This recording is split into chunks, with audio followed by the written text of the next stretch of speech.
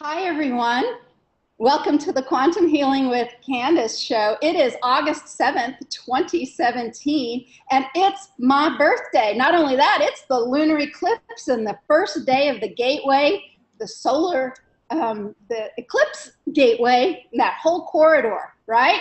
And it's some crazy energy, and I've had a fabulous day. And I was just telling my good friends Katya Turner and Andrew Martin that we're just going to kind of continue the party here and invite you all on Facebook to listen. This show is sponsored by N5D.com. And before we get going, I just want to thank Greg Prescott, as always, for sponsoring this show and making it possible. Hi, everybody. Hi, Katya. Hi, Andrew. Hi, Candace. Happy birthday. Thank you so much. So my friends, both of them are ascension guides and energy intuitives, and Katya calls herself an indigo. And I've invited them today for a few reasons. Katya and I go way back, and we're really good friends. Andrew and I are new friends, and we're having both of them speak at the Quantum Healing 5D and Beyond conference in Sarasota, Florida, the one that Michelle Walling and I are putting on in October. And so I thought it would be fun to have you both on the show is in preparation for that. And I want to ask you how you all got to know each other, how you connected. And I thought that would be a great story because I knew Katya for many years, and then I just knew Andrew kind of separately. And it was one day, and I love this fact that you're in the middle of another move because Andrew, I first knew that you two knew each other when I was listening to your show, and you were talking about connecting with Katya about moving and that whole thing, and you were saying, my good friend Katya, and I was like, what? And then all these connections started happening, and I want to know more about connections, and especially how you two first got connected. So whoever wants to start, would you let us know? I'm trying to remember, were you a client first? Yes, I remember. I think it was summer 2015. It was, oh my gosh, I remember our first session was on summer solstice. It was June 21st, wow. 2015. I remember that date really good. And I found you on Facebook. I found your videos on Facebook. And back then, I was still vibing so high after being pregnant with Mia. Like, I didn't feel like I needed any guidance, anything whatsoever. But it was one of those moments when I looked at your video and I knew I had to book a session. And not only that, it was one of those moments that, you know, what we have with our soul family whenever we meet somebody and it's like, I don't know anything about you, but I know everything about you. Yeah. Kind of deal. So I'm like, I have to book a session. And I remember that first session we had, I'm like, I told you, you know, I have no idea why I'm here. So let's talk. It was a clear guidance that I needed to do this. And there I am. Yeah, I remember working together, but I couldn't remember if we knew each other before but now I remember. And you know how it is, like trying to figure out when something happened or where or how is just, you know, a little blurry. But I do remember, and I remember specifically pretty early on, you know, there's clients that occasionally, and you were definitely one of them, where it becomes very clear to me right away after a couple of sessions, or even sometimes the first one, I'm like, she doesn't really need me. Like there's a connection here that she's already inherent. Like she just needs maybe someone to sort of clear out some cobwebs or help her, you know, sort of make that connection more clear. But yeah, then it was like, we have cleared with me. Yeah. I don't know what I would have done without you in my dark night of the soul. Yeah, and then it wasn't long after that, you know, you and I became friends, and then we started trading readings for each other and became more colleagues. And now it's like we'll check in with each other every once in a while on Facebook, and they're like, oh my God, what's going on? Oh yeah, we have to have a conversation, and we'll connect and really just sort of share with each other. But yeah, she was a client first, at least in this lifetime.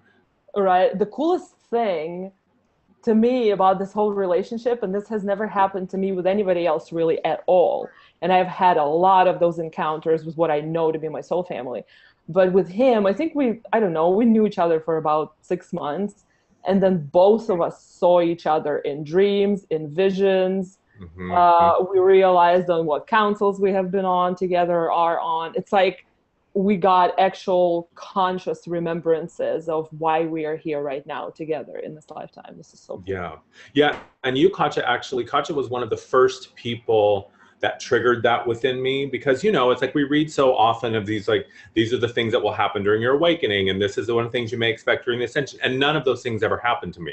Like, I was never having these, you know, I was never visited by orbs. I was never having these, you know, my experience was kind of mundane, really. But Katya was one of those people that I remember having these weird dreams, or like she would just be in my awareness. It's like almost like she was like knocking on the door, being like, "Hey, Andrew, I have a message for you." And I'd be like, out of the blue, some vision would come in or something with Katya related to it. And yeah, it was a really rapid acceleration, I think, for both of us. When we met, it was definitely one of those, like, we definitely held codes for each other, for sure. Yeah, I remember that right after the first session I had with you, I had the craziest of the downloads. I mean, it was just like electricity stream, like I had to lay down. It was so cool. Yeah. But now, fast forward to, what are we, 2017, I honestly feel like I have a brother of sorts. Mm-hmm. Like, it's that kind of a feeling of family that I barely have with my blood family. It's really cool. And it's like, we can connect, you know, once a month or twice, or once every couple of months. And it's like one of those connections that, you know, never goes away. Like, we can talk and probably not talk for years and then still pick up right where we started. Well, I just love this so much. And, you know, I didn't know that about the dreams. And I actually had a dream about Andrew a few days ago, and it weirded me out. I mean, it weirded me out because, and I wrote him about it, and he gave me permission to talk about it. I have these dreams that I call the park bench series. It's just my own deal where I have these dreams, and the park bench is always my cue that it's not a regular dream, that it's usually after death spirit guide kind of, you know, meetups. I've met relatives, I've met Dolores Cannon there, you know, that's the place where I have these, you know, these upper level things. And so there I was, and there's the park bench, and I'm walking up to it, and Andrew's sitting on it, and I'm really going, what the hell is he doing here? Because he's alive, and he's a human being, and what the hell? And it was so funny, and he was that wonderful laugh, and he kept laughing about it, and I'm like, what are you doing here? This is just strange. And he says, well, maybe I have something for you, you know? And then he did this. He like pointed up in the air, and there were thought bubbles, and there were little movies going on, and he was like, well, you know, some of my experiences, like that one, or maybe that one over there, maybe you could use those. And then I started, because I'm still reacting to him like he's a human, I started thinking, you know, because we all do the therapy and the guidance and stuff, so there's this privacy thing, and I'm like, whoa, wait a second, privacy. I'm not supposed to know what your messages are. And then he laughed even harder, and he said, no, I'm putting this out there. Like, that's like for everybody, to, not just you. I'm not doing this just for you. This is for everybody to sort of use, to learn from. And it was amazing. And then he laughed really hard, and he said, this is multidimensionality. And I'm actually buzzing right now when I'm thinking about it, because from the beginning, I loved your connection, and I wanted to talk about connection, and that's a connection, right? That's a real multidimensional connection. You know, and it's funny when you sent me that message on Facebook, because it hasn't happened in a while, but there was a period last year where it was like, I was getting emails out of the blue from people saying, you were in my dream last night. Or from one woman, I remember very clearly, it was about this time last year, saying that she had been dreaming about me before she even knew who I was. And she was like, there was this guy showing up in my dream. I didn't know who he was. I had never met you before. And then I saw you on Facebook one day, or YouTube or something. And she said, and I just completely like, what? She said, so I mean, I have no conscious understanding of this. You know, I was happy to meet you in dream time, but, you know, it wasn't anything that I ever have a recollection of. So I love those stories, and I'm so happy that you shared it with me. I think it's super cool. Well, thanks so much. And, you know, speaking of connections, Katya, you know, mine and our connection with Dolores Cannon, and I just have to say, you know, this picture, this one right here, this is, those of you out there who see this photograph of Dolores Cannon around, it's the only professional photograph that I'm aware of that was ever taken of this woman. and Katya took it. And when I put on this shirt today with the little tie, I swear to God, I thought about her. That's so cool. And then, and then of course, Cherokee, who did, a bunch of the video work with all of us. And then we worked together, and then Dolores passed, and then it was like this, but our connection, we kept our connection, didn't we? Yeah. I mean, there's nothing like that soul connection. It's the same soul connection, how like me and Cherokee, right, in our crazy twin whatever relationship, we will be so mad at each other and we will be ready to cut each other's throats. But then we understand that the actual relationship is going on way beyond any of these physical happenings and physical people and personalities. It's like, that's the connection that's making it all happen. The same with all of us, really. That's beautiful. And, we all I was thinking, we all have our own little tribes. We have, this tribe and this tribe and this tribe, and then there's overlap. And I was thinking about the internet and how amazing this tool is that we're able to make these really close connections, but then to really meet and see each other in person, that's going to be another level and an amazing deepening, I think, of that connection. And I've already said, I literally want to know when your flights come in, because whenever it is you guys see each other, I think it needs to You want to see it? We should broadcast it live. That's going to be a Facebook Live if I've ever seen one, because I think if I've ever seen like a light stream, like you were talking about the electricity, I think that's what I'm going to see when I see you two together. That's hilarious. Yeah, we may cause a power outage in the airport or something.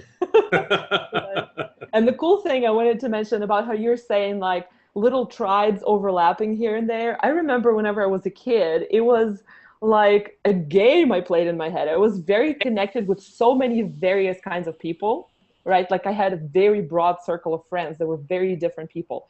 And it gave me the greatest feeling to overlap these little tribes. And how, to me, how that felt, it's as if my diamond around me is becoming more whole. It's like, not only, it's like this diamond that I am, right? The multifaceted diamond. And now I'm expanding it outward and completing it, like making it solid.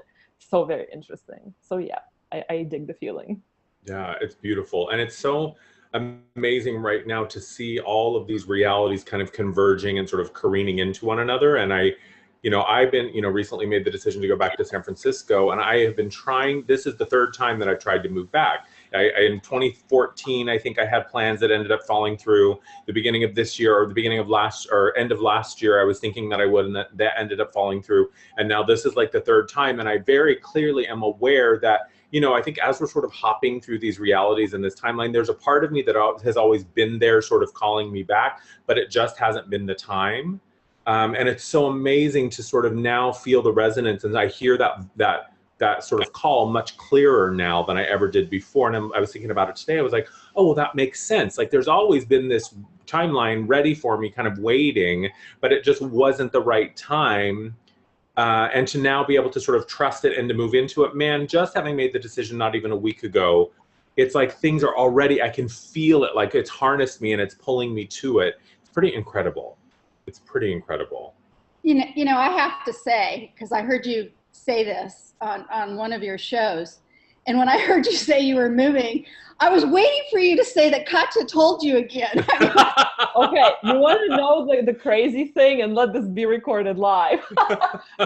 They talked to you actually ever since you posted that thing about San Francisco. First of all, when I saw that post, I was like, what timeline are we in? Like, what's going on?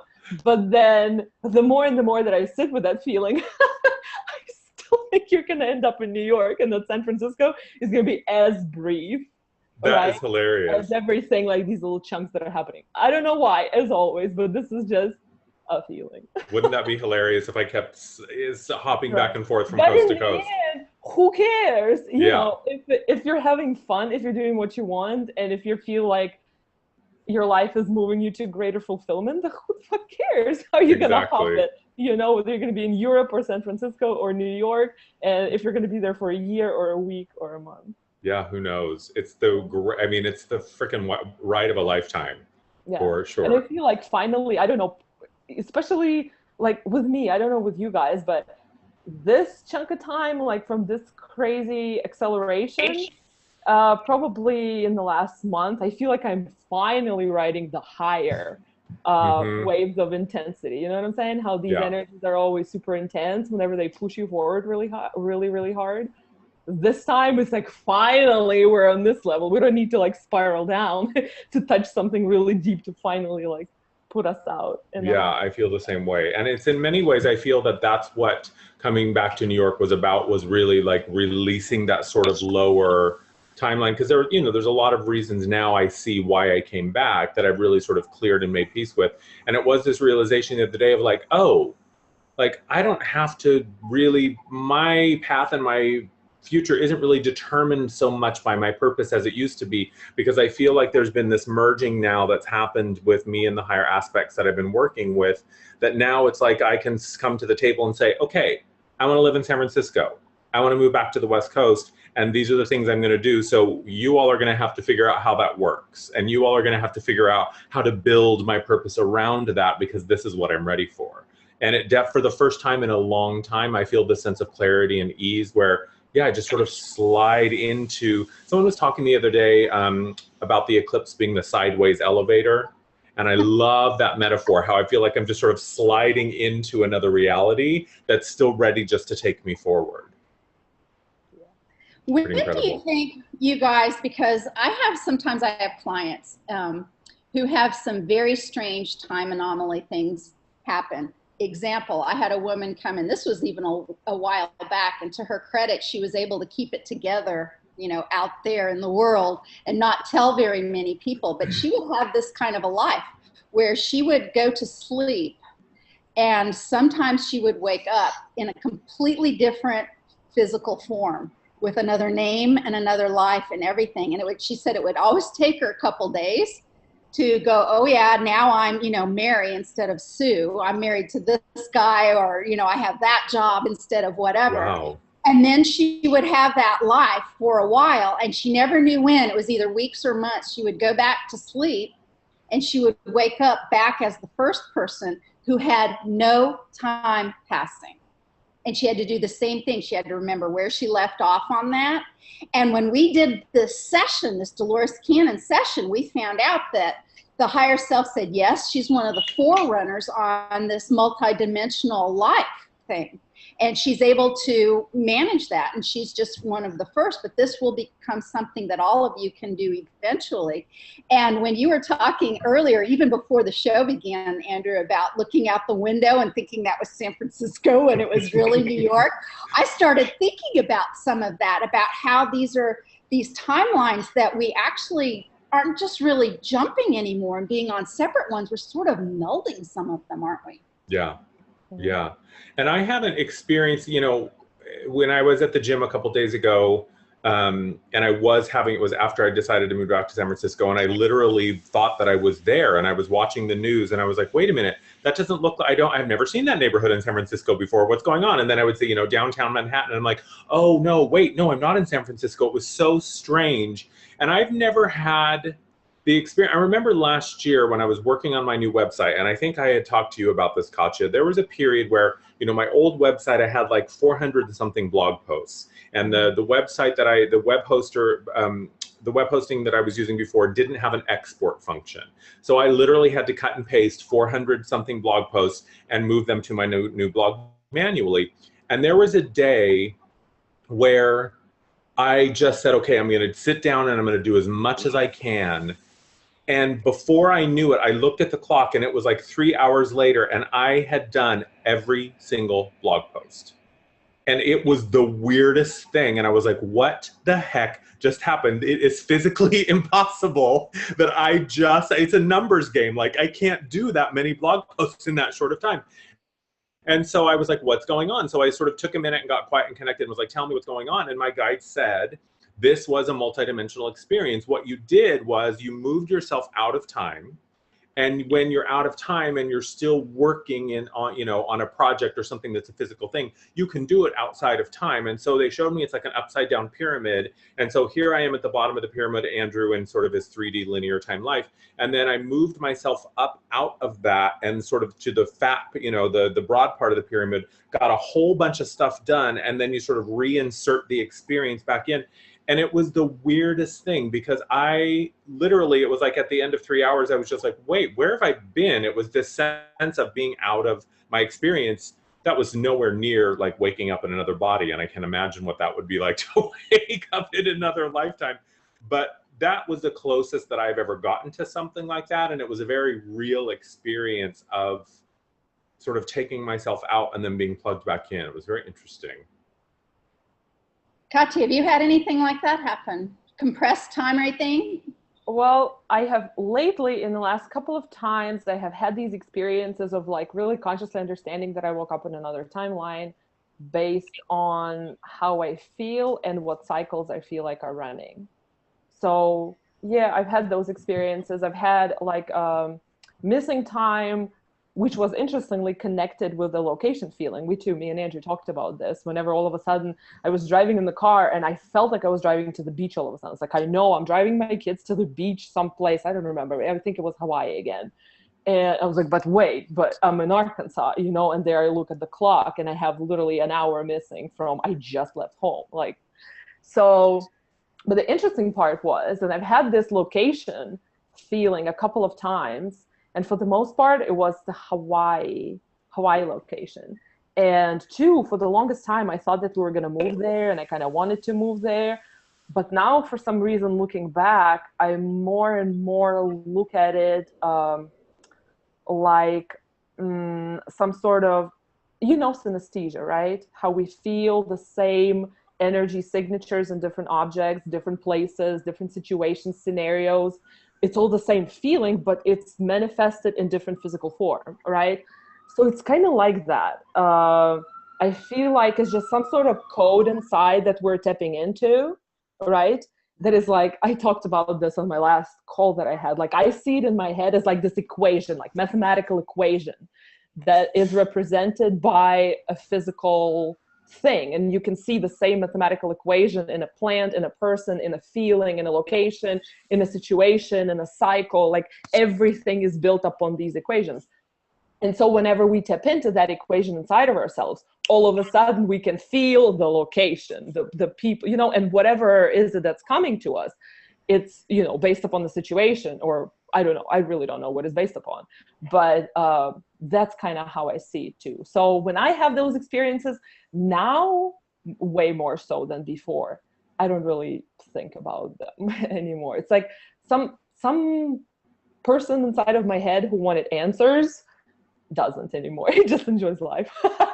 I have the same experience. There's a place in my neighborhood where I get off the subway and it's the same spot. Every single time that I walk by this place, I get like a bit of vertigo every single time.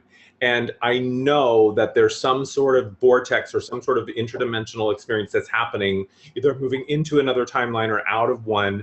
And it happens every single time I get off the train at the exact same space. And I know that whenever I get vertigo, that it's me sort of switching out in and out of a timeline very, very quickly. So I don't know I don't know if I'm moving out of one when I come here or if I'm moving into one when I come here, but it's a very, very real sense of being connected to a new level of reality. And it's kind of the same thing. Now I think, I'm just sort of become so used to, or so comfortable, I guess I would say, with these experiences that it's sort of an awareness that I go, oh, that's cool. Okay, how interesting. But yeah, luckily, I think I'm finally at a place where I stopped trying to make sense of any of it, because I think it would make me crazy. Right. I love that about this life right now, that we can talk about this kind of thing and we can shrug our shoulders at some of it. Because I really wonder, and my heart kind of goes out to those who are just now waking up to some of this, or who feel like they can't talk about it. And they may have some of these experiences and they may really be thrown for a loop, feeling like something's strange going on in their head. Not even that long ago, I actually was in a cab And then this wonderful black man, beautiful black man, was talking to me and had this amazing velvet black skin and this great accent. And I was asking him, where are you from? And he said, Ethiopia. And I was asking him about his family, and he was just such an interesting fellow. And he was just pulling up to the airport to drop me off. And as he's dropping me off, I watched my mouth say something that my conscious brain did not plan on or have any reason to say. And I look at that man, and you know what I say to him? I say, I said, you know what? I just had my DNA tested, and I found out that my primary lineage is from sub-Saharan Africa. I can't imagine your reaction. Oh my God. And he goes, oh, that's interesting. And inside, I'm having this conversation where I'm going, oh my God, I have just lost my mind. Because where did that come from? So I had this conversation, and I'm like, why did you say that? I don't know. What were you trying to do? Impress him? You don't do stuff like that. You're never going to see him again. Why would you say that? Now, the thing was, guess what? I did have one of those swab things just for fun. This was like 3 years ago. And I hadn't gotten the test results back yet. And I still, and I mean, I hadn't. And I went through security. I sat down, I put on my shoes, and I was still trying to recover because I was freaked out. I was like watching my mouth say those words, and I'm like, what? Where'd that come from? I was trying to distract myself that thing just happened by looking at my email. I got an email from the DNA results, and my primary lineage is sub-Saharan African. And then that took me down a whole nother rabbit hole, which was, how can that be? I've got blonde hair. I called them up. I'm like, wait a second. Now look, it's not that I'm upset. I'm just trying to figure this out.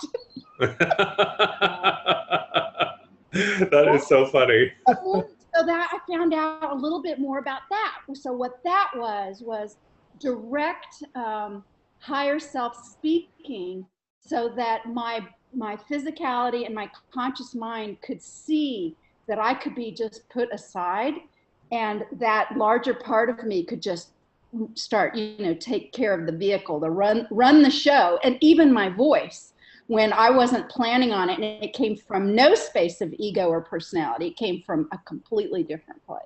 Yeah.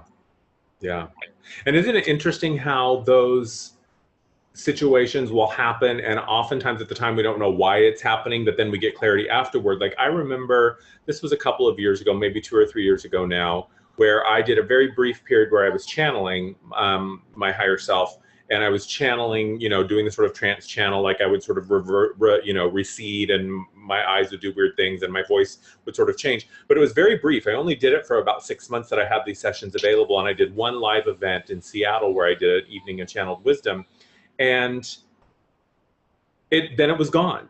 And I always wondered, like, why was that so brief? And it was the same thing. It was like, well, this was really to teach you and really teach your conscious mind. This is never for the higher self. This is always for the human self, the conscious, the sort of human walking conscious ego mind self.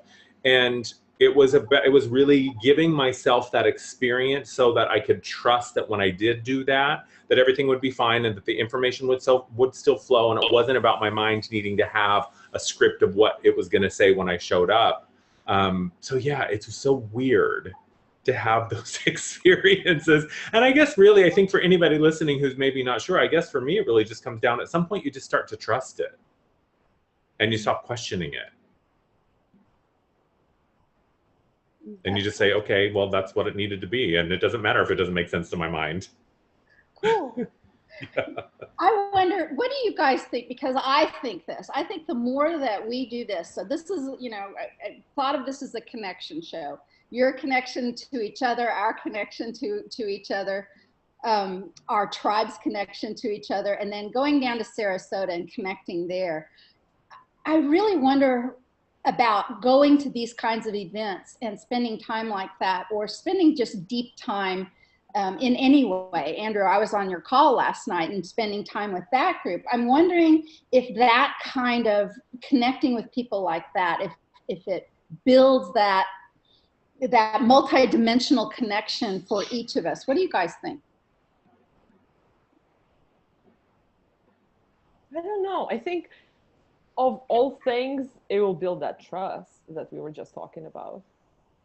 the more that we, you know, follow our little gut feeling about the people around us, and the more that we connect, and the more that we bounce off of each other, because we connect, you know, based on the law of attraction anyway. Like, we connect based upon our vibes. And so the more that we open ourselves up to that, and the more that we show up for these connections, the more ultimately trust in ourselves we're going to develop. Yeah. And I think, you know, for me, it's been doing, you know, talking about the call yesterday, it builds trust in me, in myself, and in, you know, when I started doing the sound, the toning and the sound frequency stuff, um, I didn't know what that was about. And it felt really weird at first. And even when I'm doing it, I will oftentimes, my mind, because I was, you know, I have a musical background. I took music lessons as a kid, and both my parents are musicians. So I have a very, you know, basic understanding of music, and it's something that I'm familiar with. So my mind will almost always, when I'm singing a note, my mind will almost always have another note that it thinks should be the next one. And it's almost never the note that actually comes out of my mouth next. But I think it does. I think what we do is we create this connection of energy that builds the connect. You know, I think it does a couple things. I think for the conscious mind, it does build trust. For the conscious mind, it gives the ego a way to sort of build context around it. So it goes, oh, okay, the last 5 times we've done this, nothing scary happened, and it was an okay thing. So we can show up for this again. But I think for the higher levels of awareness and for the energy bodies and all of that, it does strengthen those connections, and it does create a place where, I don't know, I kind of see it like, you know, it's like you would go to the trainer for your body. You go to these groups for your energy levels of, you know, non-physical self, to learn how to train it and to really learn how to use those muscles more consciously. And Katya, you have calls that you call purpose calls. The same sort of thing happens in those, I imagine. Yeah, we talk a lot about, you know, finding one's purpose. We talk a lot about how we go about finding it now these days, because as my life shifted a lot, and how I see generally the whole concept of spirituality and how we use it, this is also, you know, it presents itself differently in how I explain it to people and stuff. And it's always super fun, and it's always something new, even for me, you know. And the last batch of calls we had was really cool, because first of all, I made them free, and they were all full, and it was a whole, like, the range of people who showed up was so much broader than a usual call, which was really interesting to converse with. And then I uncover something new every time about this work and about myself through communication with people who come to me, right? To just chat or for answers or whatever they're seeking. Yeah. So as far as those calls, I look at them more as like, I don't know, my playground, like my discovery little Totally. box. I don't know. It's like a laboratory, Yeah. where we can just experiment. And I think that, and I don't know about you, Katya, but I would assume that it's similar. I think being what I really see now is, you know, sort of being like a guide in human form, or being a person who is sort of helping, maybe carrying the torch on his own path, so that maybe behind me or people who are parallel to me have some light. You know, I like the lighthouse analogy, because I still don't know what to call myself. You know, it's like, people ask me, what do I do? And I'm like, I don't really know. I just show up and talk. But my hope has always been that, you know, and what I see now through this context is that I think that a lot of us who are on the path in this way, stepping forth as these new leaders or people who help illuminate, we tend to go through things a little bit sooner, or a little bit before the other people, that the groups that we work with, so that I can share my experience and say, hey, yeah, I've been through that. I remember when it was like that. I know what it likes to feel, what it's like to feel that. I know what it's like to feel completely upended and not know which end is up, and look at your life, you know, like it's chaos, and look at yourself like you're a crazy person. And trust me, I can also say from experience that there is clarity at points along the way. So for me, yeah, it's just a way to connect to people and just share. You know, I share my own experiences, not because I like to talk about myself, but because I like to really, you know, I'm not a guru. Like, I'm not on a pedestal anywhere. I'm just my own person doing things in my own way. And my job is to share that in the hopes that maybe it will make someone else's path a little bit easier. There you go. And I think this is exactly like, I want to stress this so much for everybody who is watching this. Like, our connection was facilitated by specifically that. You one day getting off of your ass and recording a video, right, about your experience. This is what triggered. And I mean, now the solidity of our connection, like, even though we've never met in person, is crazy. It's still mind-boggling to me. I still don't fully understand it now that I'm not even trying, but still, you know, it's so incredibly solid, way more solid than a lot of connections out there in the physical world. And it would have never happened if you didn't share your story, if you didn't show up to share. And like you're saying, like, get this byproduct of the growth that you're doing out of yourself and into for whoever finds it. And I feel like this is, you know, for a lot of you guys watching, it's so incredibly important. If you feel the call to share, don't constrict yourself. Like, be scared, but share anyway, because it can change lives of other people. Like, all the work that you are doing in a year, 2 or 10, somebody else can watch your video and accomplish in a day or a week right now in these kind of energies. It is so incredibly helpful, but then it facilitates these kinds of connections that are out of this world, literally. Yeah. And they don't have to be huge. You know, you don't even have to do this live or anything. Let's go back to that park bench thing. You know, you could be sitting on a park bench or a subway stop and have that connection with somebody else. And sometimes, you know, even maybe sometimes not with words.